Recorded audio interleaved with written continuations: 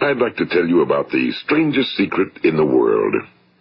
Some years ago, the late Nobel Prize-winning Dr. Albert Schweitzer was being interviewed in London, and a reporter asked him, "Doctor, what's wrong with men today?" And the great doctor was silent a moment, and then he said, "Men simply don't think." It's about this that I want to talk with you.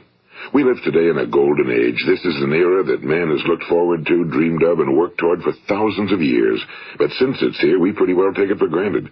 We in America are particularly fortunate to live in the richest land that ever existed on the face of the earth, a land of abundant opportunity for everyone. But do you know what happens? Well, let's take 100 men who start even at the age of 25. Do you have any idea what will happen to those men by the time they're 65? These 100 men who all start even at the age of 25 believe they're going to be successful. If you asked any one of these men if he wanted to be a success, he'd tell you he did. And you'd notice that he was eager toward life, that there was a certain sparkle to his eye, an erectness to his carriage, and life seemed like a pretty interesting adventure to him. But by the time they're 65, 1 will be rich. 4 will be financially independent. 5 will still be working. 54 will be broke. Now think a moment. Out of the 100, only 5 make the grade. Now why do so many fail? What has happened to the sparkle that was there when they were 25? What's become of the dreams, the hopes, the plans? And why is there such a large disparity between what these men intended to do and what they actually accomplished? When we say about 5% achieve success, we have to define success. And here's the best definition I've ever been able to find. Success is the progressive realization of a worthy ideal. If a man is working toward a predetermined goal and knows where he's going, that man is a success. If he's not doing that, he's a failure. Success is the progressive realization of a worthy ideal. Rollo May, the distinguished psychiatrist, wrote a wonderful book called Man's Search for Himself. And in this book he says, the opposite of courage in our society is not cowardice. It is conformity. And there you have the trouble today. It's conformity, people acting like everyone else without knowing why, without knowing where they're going. Now think of it. In America right now, there are over 18 million people 65 years of age and older. And most of them are broke. They're dependent on someone else for life's necessities. Now, we learn to read by the time we're 7. We learn to make a living by the time we're 25. Usually by that time, we're not only making a living, we're supporting a family. And yet by the time we're 65, we haven't learned how to become financially independent in the richest land that has ever been known. Why? We conform. And the trouble is that we're acting like the wrong percentage group, the 95 who don't succeed. Now, why do these people conform? Well, they really don't know. These people believe that their lives are shaped by circumstances, by things that happen to them, by exterior forces. They're outer-directed people. A survey was made one time that covered a lot of men, working men, and these men were asked, "Why do you work? Why do you get up in the morning?"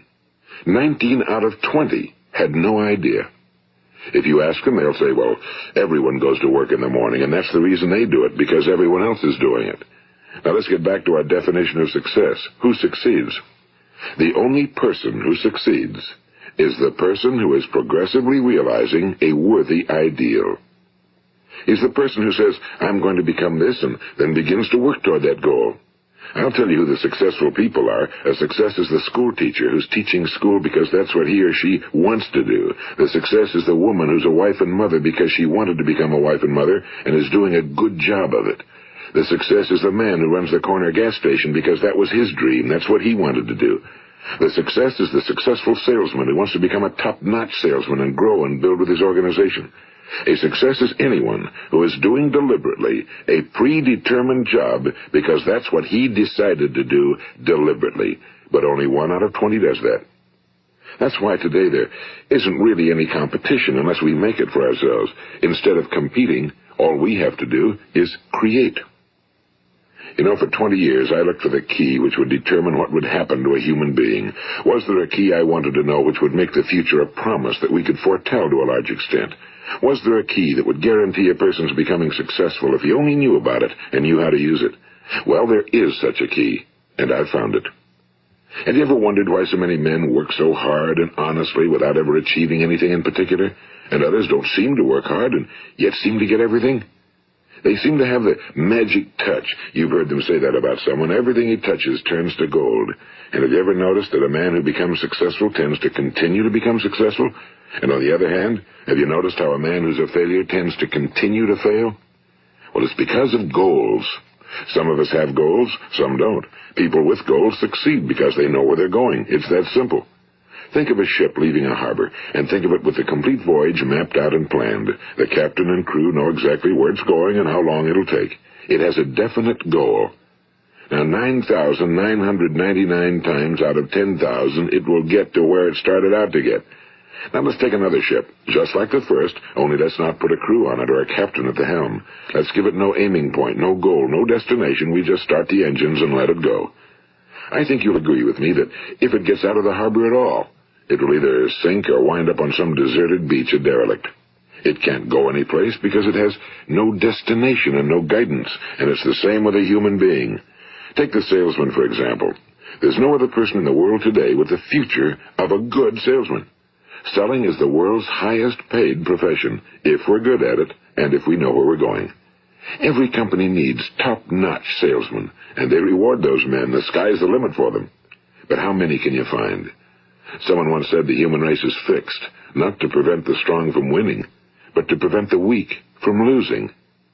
The American economy today can be likened to a convoy in time of war. The entire economy is slowed down to protect its weakest link, just as the convoy had to go at the speed that would permit its slowest vessel to remain in formation.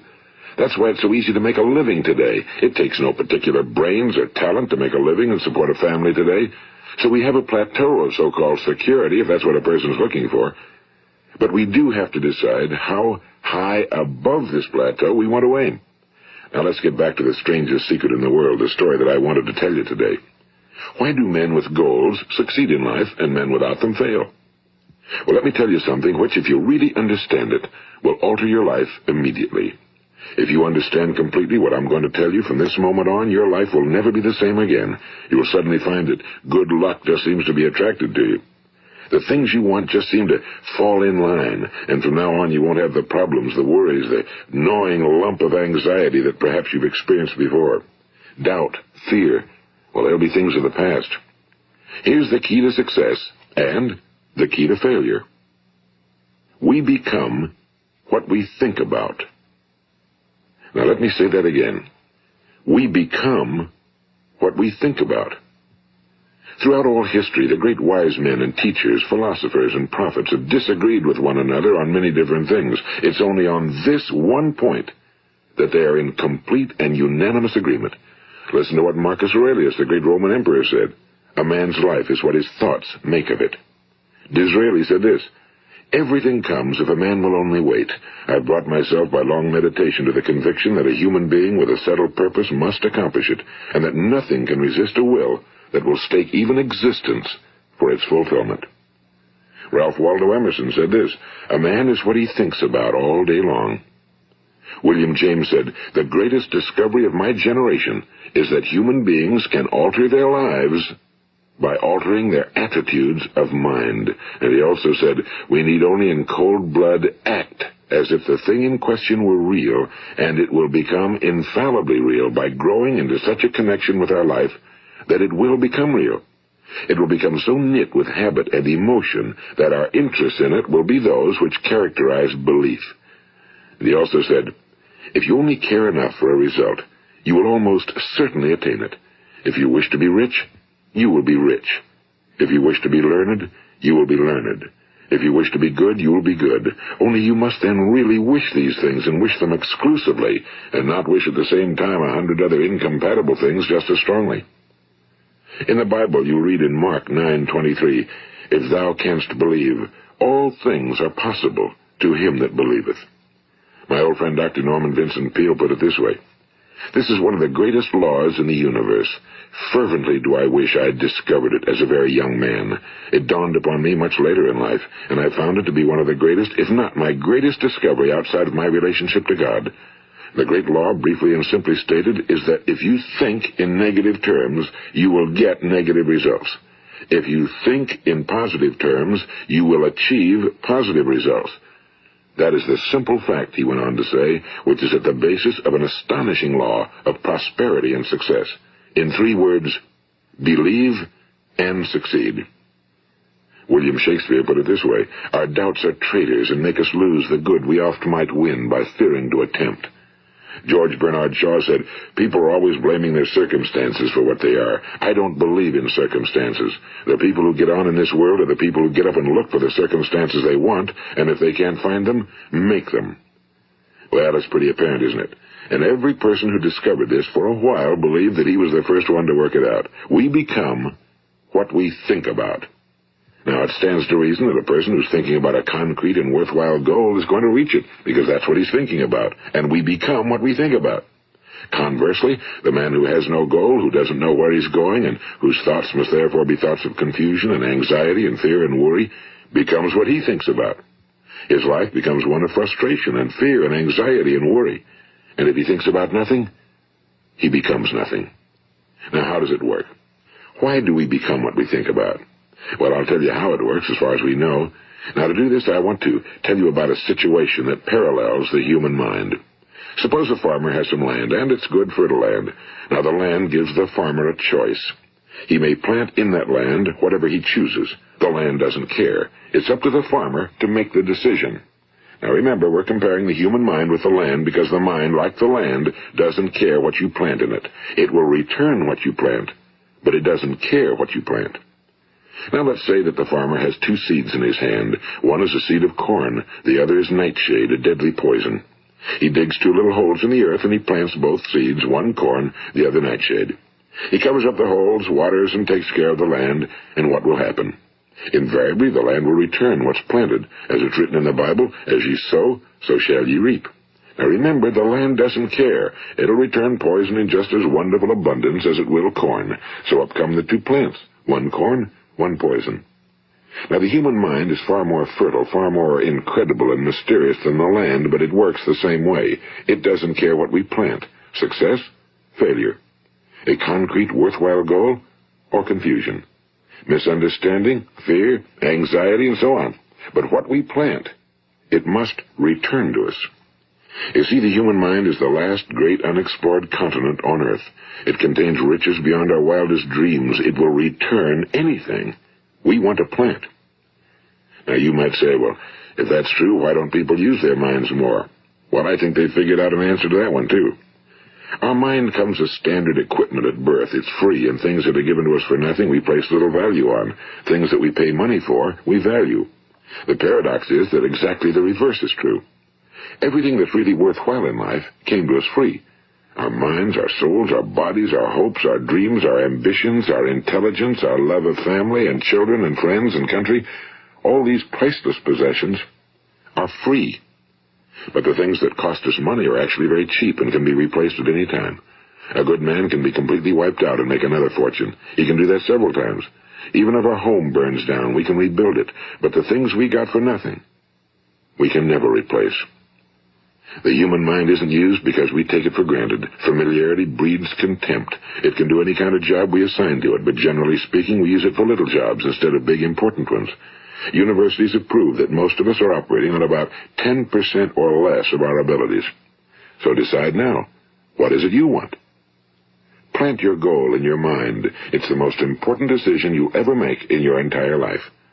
What is it you want? Do you want to be an outstanding salesman? A better worker at your particular job? Do you want to go places in your company, in your community? Do you want to get rich? All you've got to do is plant that seed in your mind, care for it, work steadily toward your goal, and it will become a reality. It not only will, there's no way that it cannot. You see, that's a law, like the laws of Sir Isaac Newton, the laws of gravity. If you get on top of a building and jump off, you'll always go down. You'll never go up, and it's the same with all the other laws of nature. They always work. They're inflexible. Think about your goal in a relaxed, positive way. Picture yourself in your mind's eye as having already achieved this goal. See yourself doing the things you will be doing when you've reached your goal. Ours has been called the phenobarbital age, the age of ulcers and nervous breakdowns and tranquilizers. At a time when medical research has raised us to a new plateau of good health and longevity, far too many of us worry ourselves into an early grave trying to cope with things in our own little personal ways without learning a few great laws that will take care of everything for us. These things we bring on ourselves through our habitual way of thinking. Every one of us is the sum total of his own thoughts. He is where he is because that's exactly where he really wants to be, whether he'll admit that or not. Each of us must live off the fruit of his thoughts in the future, because what you think today and tomorrow, next month and next year, will mold your life and determine your future. You're guided by your mind. I remember one time I was driving through eastern Arizona, and I saw one of those giant earth-moving machines roaring along the road at about 35 miles an hour with what looked like 30 tons of dirt in it. A tremendous, incredible machine, and there was a little man perched way up on top with the wheel in his hands guiding it. And as I drove along, I was struck by the similarity of that machine to the human mind. Just suppose you're sitting at the controls of such a vast source of energy. Are you going to sit back and fold your arms and let it run itself into a ditch? Or are you going to keep both hands firmly on the wheel and control and direct this power to a specific, worthwhile purpose? It's up to you. You're in the driver's seat. You see, the very law that gives us success is a two-edged sword. We must control our thinking. The same rule that can lead a man to a life of success, wealth, happiness, and all the things he ever dreamed of for himself and his family. That very same law can lead him into the gutter. It's all in how he uses it, for good or for bad. This is the strangest secret in the world. Now, why do I say it's strange, and why do I call it a secret? Actually, it isn't a secret at all. It was first promulgated by some of the earliest wise men, and it appears again and again throughout the Bible, but very few people have learned it, understand it. That's why it's strange, and why for some equally strange reason it virtually remains a secret. I believe that you could go out and walk down the main street of your town and ask one man after another what the secret of success is, and you probably wouldn't run into one man in a month who could tell you. Now, this information is enormously valuable to us if we really understand it and apply it. It's valuable to us not only for our own lives, but the lives of those around us, our families, employees, associates, and friends. Life should be an exciting adventure. It should never be a bore. A man should live fully, be alive. He should be glad to get out of bed in the morning. He should be doing a job he likes to do because he does it well. One time I heard Grove Patterson, the great late editor-in-chief of the Toledo Daily Blade, make a speech, and as he concluded his speech, he said something I've never forgotten. He said, "My years in the newspaper business have convinced me of several things. Among them, that people are basically good, and that we came from someplace, and we're going someplace. So we should make our time here an exciting adventure. The architect of the universe didn't build a stairway leading nowhere." And the greatest teacher of all, the carpenter from the plains of Galilee, gave us the secret time and time again. As ye believe, so shall it be done unto you. I've explained the strangest secret in the world and how it works. Now, on this side, I want to explain how you can prove to yourself the enormous returns possible in your own life by putting this secret to a practical test. I want you to make a test that will last 30 days. It isn't going to be easy, but if you'll give it a good try, it will completely change your life for the better.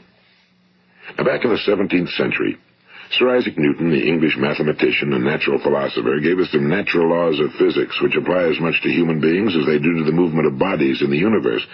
And one of these laws is that for every action, there is an equal and opposite reaction. Simply stated, as it applies to you and me, it means we can achieve nothing without paying the price. The results of your 30-day experiment will be in direct proportion to the effort you put forth. To be a doctor, you must pay the price of long years of difficult study. To be successful in selling, and remember that each of us succeeds to the extent of his ability to sell.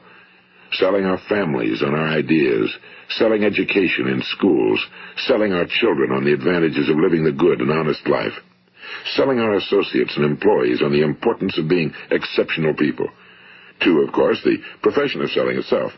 But to be successful in selling our way to the good life, we must be willing to pay the price. And what is that price? Well, it's many things.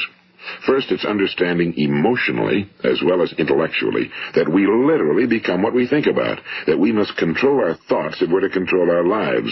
It's understanding fully that as ye sow, so shall ye reap.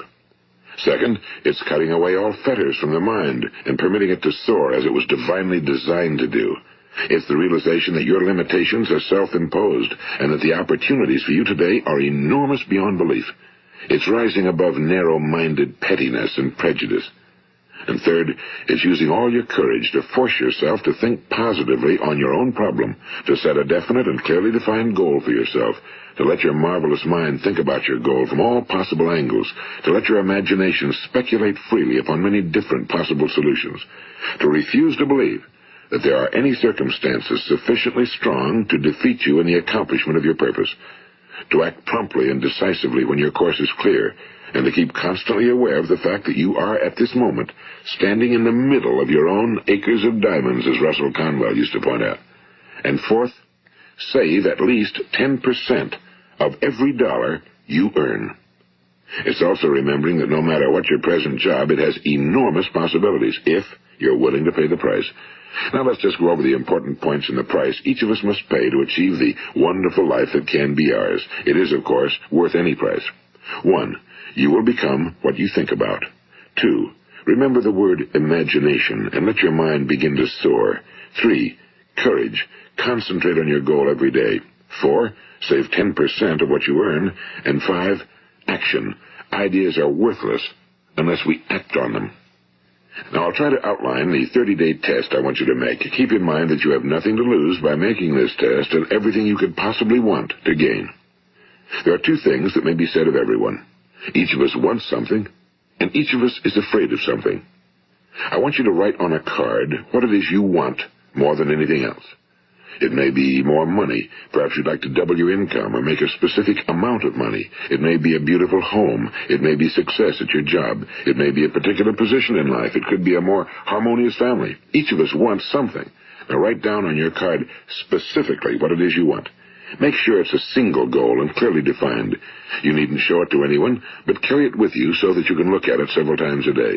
Think about it in a cheerful, relaxed, positive way each morning when you get up, and immediately you have something to work for, something to get out of bed for, something to live for. Look at it every chance you get during the day and just before going to bed at night. And as you look at it, remember that you must become what you think about, and since you're thinking about your goal, you realize that soon it will be yours. In fact, it's yours really the moment you write it down and begin to think about it. Look at the abundance all around you as you go about your daily business. You have as much right to this abundance as any other living creature. It's yours for the asking.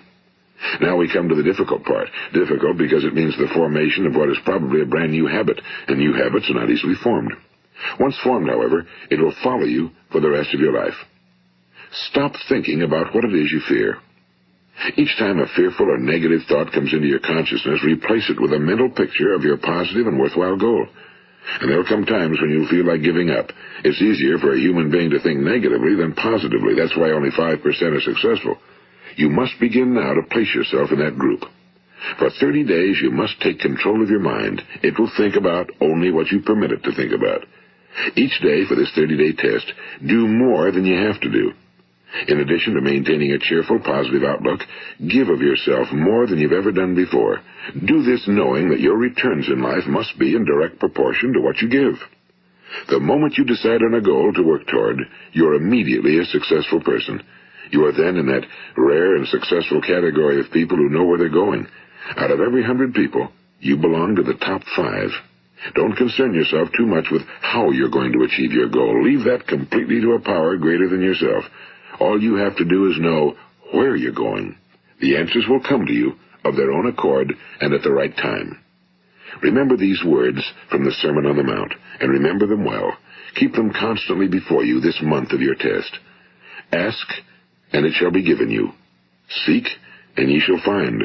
Knock, and it shall be opened unto you. For every one that asketh receiveth, and he that seeketh findeth, and to him that knocketh it shall be opened. It's as marvelous and as simple as that. In fact, it's so simple that in our seemingly complicated world, it's difficult for an adult to understand that all he needs is a purpose and faith. For 30 days, do your very best. If you're a salesman, go at it as you've never done before, not in a hectic fashion, but with the calm, cheerful assurance that time well spent will give you the abundance in return you deserve and want. If you're a homemaker, devote your 30-day test to completely giving of yourself without thinking about receiving anything in return, and you'll be amazed at the difference it makes in your life. No matter what your job, do it as you've never done it before for 30 days. And if you've kept your goal before you every day, you'll wonder and marvel at this new life you've found. Dorothea Brand, the outstanding editor and writer, discovered it for herself and tells about it in her fine book, Wake Up and Live. Her entire philosophy is reduced to the words, act as though it were impossible to fail. She made her own test with sincerity and faith, and her entire life was changed to one of overwhelming success. Now, you make your test for 30 full days. Don't start your test until you've made up your mind to stick with it. You see, by being persistent, you're demonstrating faith. Persistence is simply another word for faith. If you didn't have faith, you'd never persist. If you should fail during your first 30 days, by that I mean suddenly find yourself overwhelmed by negative thoughts, you've got to start over again from that point and go 30 more days. Gradually, your new habit will form until you find yourself one of that wonderful minority to whom virtually nothing is impossible. And don't forget the card. It's vitally important as you begin this new way of living. On one side of the card, write your goal, whatever it may be. On the other side, write the words we've quoted from the Sermon on the Mount. Ask, and it shall be given you. Seek, and ye shall find. Knock, and it shall be opened unto you. Nothing great was ever accomplished without inspiration. See that during these crucial first 30 days, your own inspiration is kept at a peak. And above all, don't worry. Worry brings fear, and fear is crippling. The only thing that can cause you to worry during your test is trying to do it all yourself. Know that all you have to do is hold your goal before you. Everything else will take care of itself. Remember also to keep calm and cheerful. Don't let petty things annoy you and get you off course. Now, since making this test is difficult, some will say, why should I bother? Well, look at the alternative. No one wants to be a failure. No one really wants to be a mediocre individual. No one wants a life constantly filled with worry and fear and frustration. Therefore, remember that you must reap that which you sow. If you sow negative thoughts, your life will be filled with negative things. If you sow positive thoughts, your life will be cheerful, successful, and positive. Now, gradually, you will have a tendency to forget what you've heard on this recording. Play it often. Keep reminding yourself of what you must do to form this new habit. Gather your whole family around at regular intervals and listen to what's been said here. You know, most men will tell you that they want to make money without understanding the law. The only people who make money work in a mint. The rest of us must earn money. This is what causes those who keep looking for something for nothing or a free ride to fail in life. The only way to earn money is by providing people with services or products which are needed and useful. We exchange our time and our product or service for the other man's money. Therefore, the law is that our financial return will be in direct proportion to our service. Now, success is not the result of making money. Making money is the result of success, and success is in direct proportion to our service. Most people have this law backwards. They believe that you're successful if you earn a lot of money. The truth is that you can only earn money after you're successful. It's like the story of the man who sat in front of the stove and said to it, give me heat, and then I'll add the wood. How many men and women do you know, or do you suppose there are today, who take the same attitude toward life? There are millions. We've got to put the fuel in before we can expect heat. Likewise, we've got to be of service first before we can expect money. Don't concern yourself with the money. Be of service, build, work, dream, create. Do this, and you'll find there's no limit to the prosperity and abundance that will come to you. Prosperity, you know, is founded upon a law of mutual exchange. Any person who contributes to prosperity must prosper in turn himself. Sometimes the return will not come from those you serve, but it must come to you from someplace, because that's the law. For every action, there is an equal and opposite reaction. As you go daily through your 30-day test period, remember that your success will always be measured by the quality and quantity of service you render, and money is a yardstick for measuring this service. No man can get rich himself unless he enriches others. Now, there are no exceptions to a law. You can drive down any street in America and from your car estimate the service that's being rendered by the people living on that street. Had you ever thought of this yardstick before? It's interesting.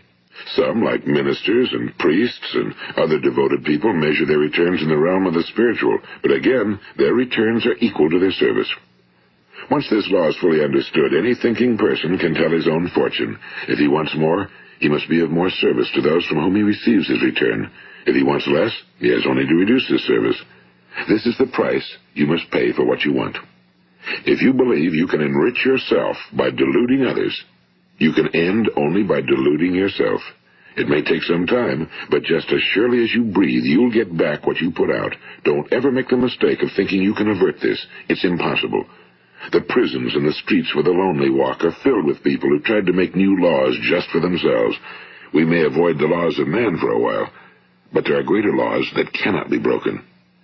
An outstanding medical doctor recently pointed out 6 steps that will help you realize success. 1.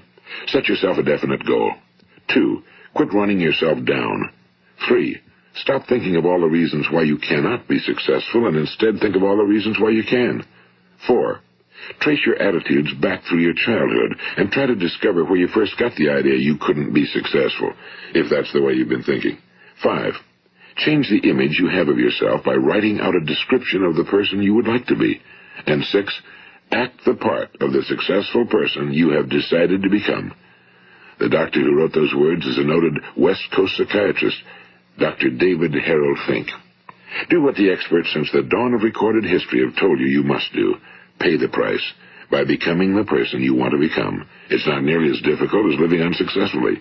Make your 30-day test, then repeat it again, and each time it will become more a part of you until you'll wonder how you could ever have lived any other way. Live this new way and the floodgates of abundance will open and pour over you more riches than you may have dreamed existed. Money? Yes, lots of it. But what's more important, you'll have peace. You'll be in that wonderful minority who lead calm, cheerful, successful lives. Start today. You have nothing to lose, but you have a whole life to win. This is Earl Nightingale, and thank you.